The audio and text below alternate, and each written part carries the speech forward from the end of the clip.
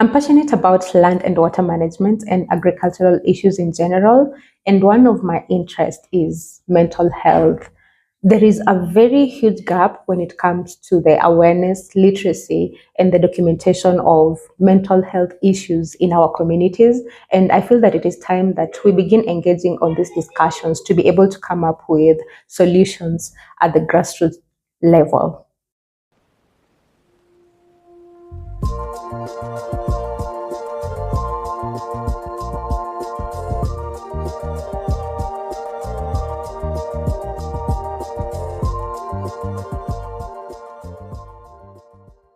So today I want to talk about the mental health issues that affect agricultural livelihoods. So first, let us read some background information together.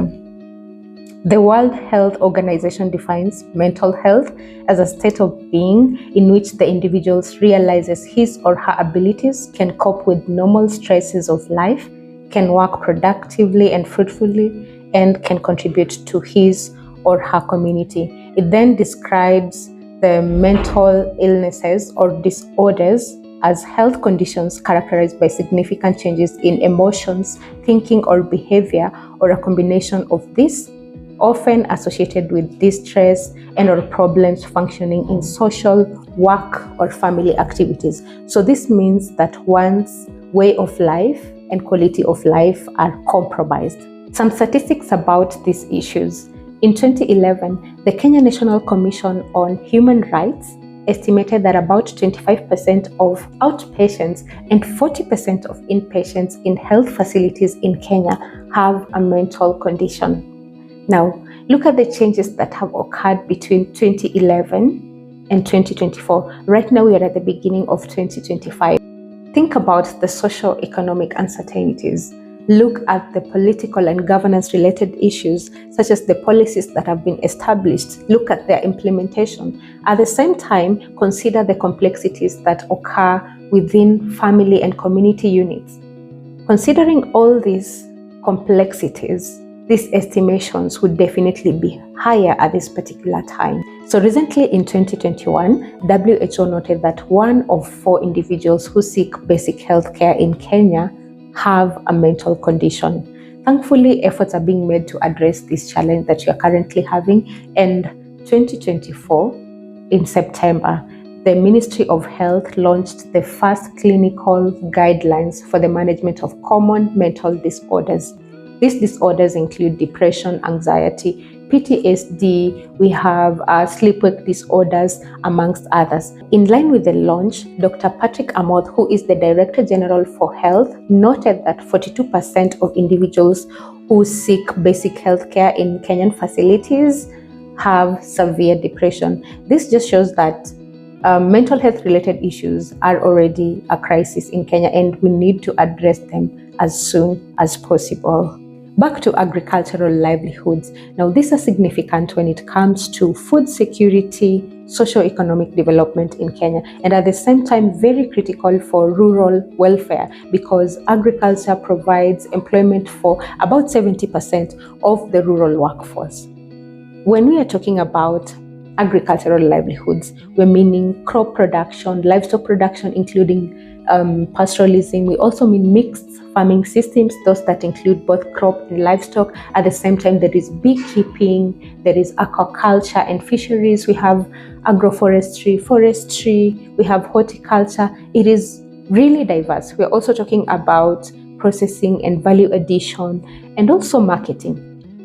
So owing to the significance of agricultural livelihoods to Kenya's economy, to rural livelihoods, and especially so to smallholder livelihoods, we cannot fail to talk about any other factors that affect the whole agricultural sector, because then it means they are also significant. In this episode, I want to talk about the mental health challenges that affect the smallholder, rural, agro livelihoods, because these are amongst the most vulnerable populations when it comes to these issues. One thing about Kenyan agriculture is financial stress and uncertainties. Now, just last week, a friend's relative called and was so stressed because, well, their cabbage was ready for harvesting. The farm gate prices at that particular time was 20 shillings per head. This means huge, very huge losses for farmers that are growing and harvesting cabbage at this particular time. The prices for agricultural produce keep fluctuating, having a toll on farmers' mental well-being. Last year, I was in a farmers' Facebook group, bringing together farmers who grew onions across Kenya. There was negative feedback. For multiple seasons, farmers had been receiving huge losses because of low prices, farm gate prices.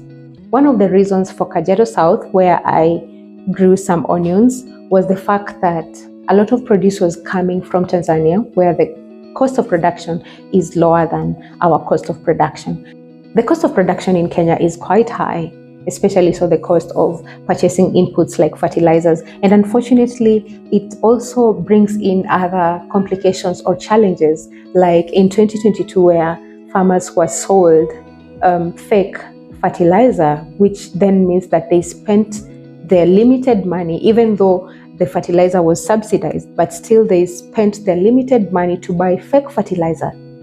This definitely has implications on their mental well-being, stress, anxiety, and even cases of depression because of these financial stresses and uncertainties. Smallholder and rural agriculture is characterized by a lot of physical exhaustion. This is because there is limited mechanization.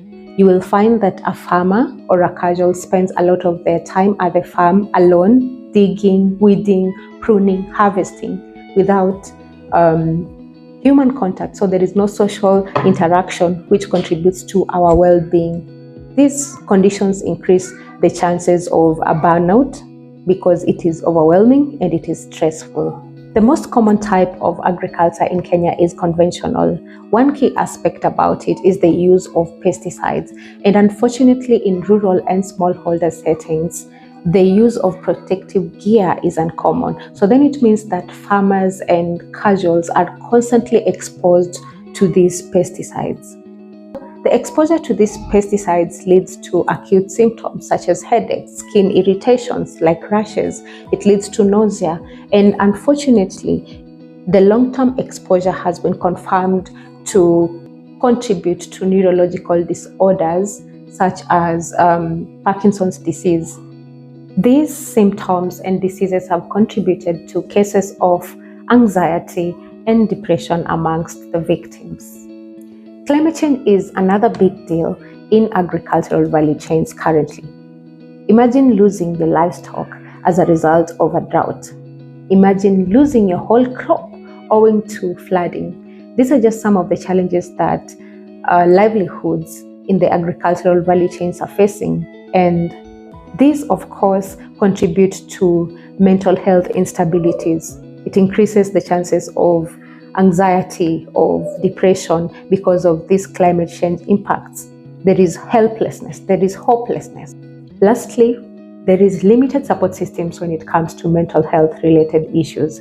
So this means that access to social services or mental services is limited, especially so in the remote areas. And one other thing is the fact that we, as the general public, are not so well informed about mental issues. And so there is that social or cultural stigma and isolation that comes with these issues. And we need to begin addressing these things, because as long as there is limited support systems, it then means that whoever among us is having any challenges will not be able to share, and as a matter of fact, the conditions or their symptoms will continue to become adverse.